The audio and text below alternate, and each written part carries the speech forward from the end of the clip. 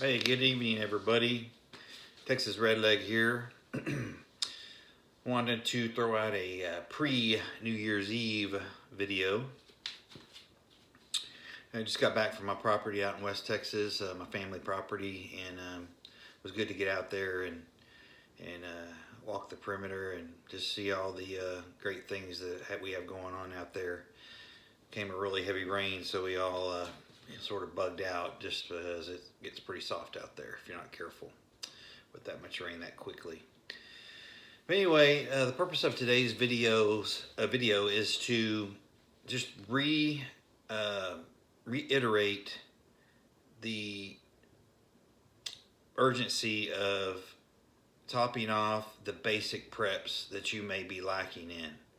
In other words, if you have some holes that you need to be filled with, you need to be filling with basic preps, food, water, medicine, freedom seeds, bang sticks, I would highly encourage you to do that. You know, one good way to go about this time of year, of course, is the after Christmas sales. You can find a lot of things on sale, and I think this is a pretty bad year for the retailers in general, with regards to purchases and high volume purchases, probably just related to the economy and the situation that we're in currently, plus COVID, etc. But check out those after Christmas sales.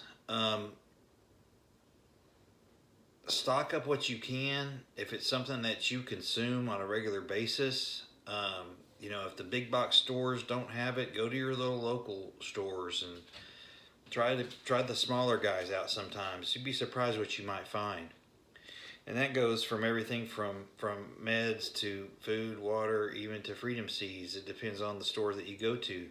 Some of the rural stores carry that kind of stuff, all encompassing.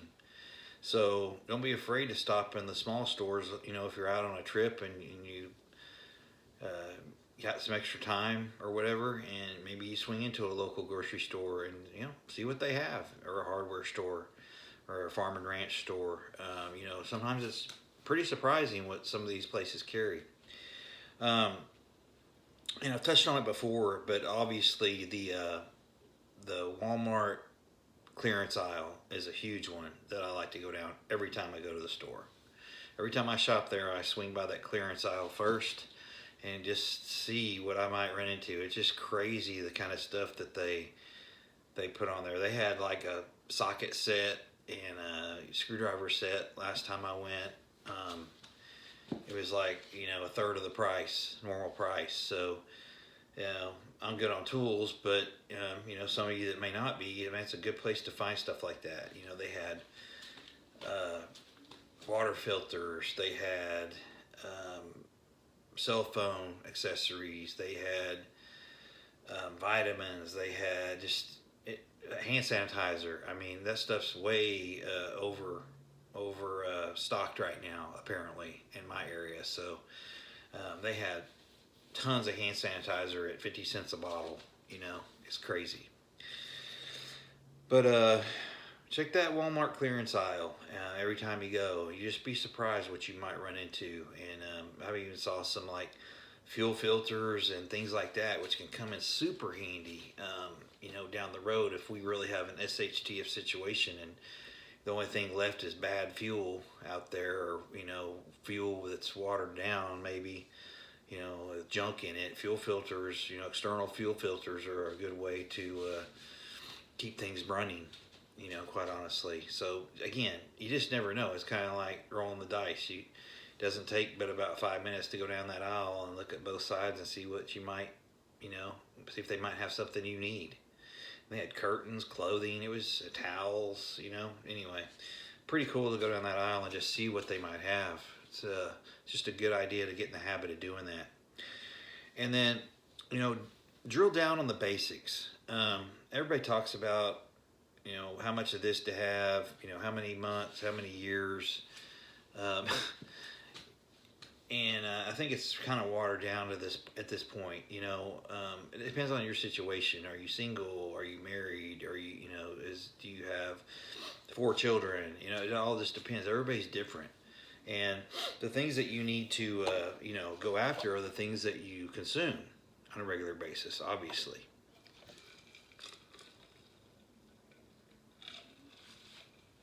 So you don't want to be buying a bunch of stuff that you're not going to consume, because it's just waste of your money and you're not going to eat it most likely or drink it. So um,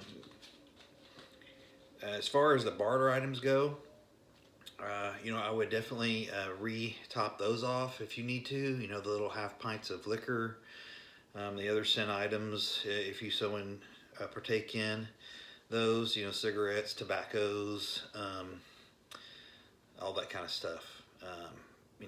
Vapes. I don't know. I mean, I don't do that kind of stuff, but I do. Stockpile some of the smaller, half pints of different liquors, just for barter situations should they come about. But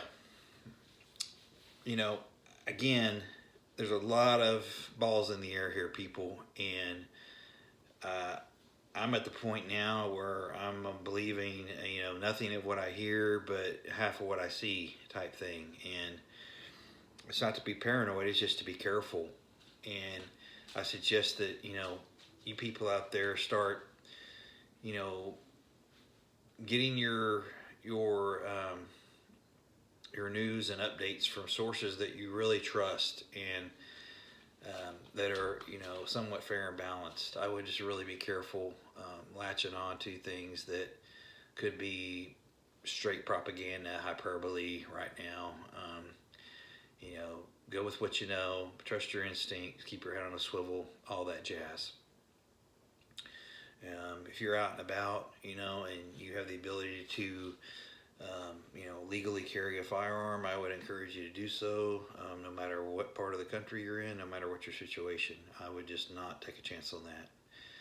I believe whatever's going to happen is probably going to happen quick, and you may be hung out there somewhere, should you not be properly prepared and in the right mindset. And it's not just about having things either. You got to have the right mindset. Again, it's empowering to go through these scenarios and have a plan and have a backup plan. That way, you're prepared. So you're not going to panic. You're not going to go have to wait in bread lines. You're not going to have to go, be sitting there with your hands out like most of these other victims will be. So anyway, I just wanted to pass that along and hope you guys are having a great week. Obviously, stay safe out there. Keep prepping. Stack it deep. Long live the Republic.